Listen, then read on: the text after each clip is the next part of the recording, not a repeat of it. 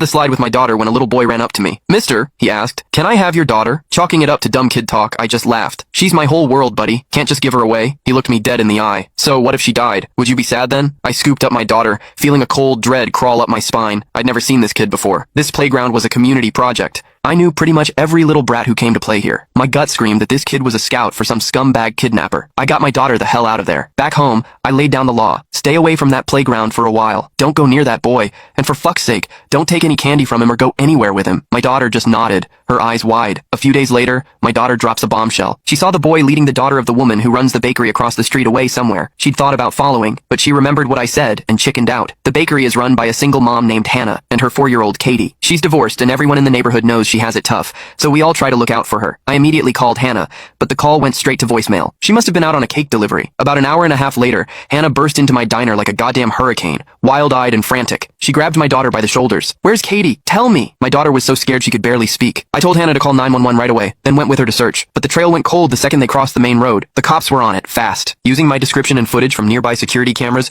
they found the boy that same night. His name was Leo. Leo swore up and down he hadn't taken Katie. His parents backed him up, lying through their teeth that their son had been home all day. The cops showed them the surveillance footage, blowing their bullshit story to pieces. That's when Leo, the little shit, finally mumbled, "I'm not 12 yet, so I don't have to go to jail, right?" Leo led us to a derelict construction site nearby and pointed to a small, freshly dug pit in the ground. "She's in there." The cops dug away the loose dirt and found a styrofoam cooler, the kind you get from Amazon deliveries. They pried the lid open. Katie was crammed inside, curled into a ball. Her eyes were wide open, her mouth slightly agape, her face a mask of pure terror. Hannah just fucking broke. She lunged at Leo, trying to tear him apart, but the cops managed to hold her back. The police had Leo recount the whole thing. His clarity, his step-by-step logic, sent a fucking icicle through my heart. Leo said he found the pit at the construction site and got the idea to bury something alive in it. First, he tried a stray cat, but it scratched its way out immediately. A failure. So, Leo switched his target to a kid. But the hole was too small, so the little psychopath tied 2 shoelaces together to measure the pit's dimensions. Whenever he found a potential target, he'd measure them with the shoelace first before trying to snatch them. He also said he only picked little girls. They were easier to control, and he added, "Their bodies are softer, easier to fold." "Did you kill her first, then put her in?" one of the cops asked, his voice tight. Leo shook his head. "I had her lie down in it herself." He'd set up a sick game. First, he had Katie lie down in a couple of big cardboard boxes and gave her chocolates,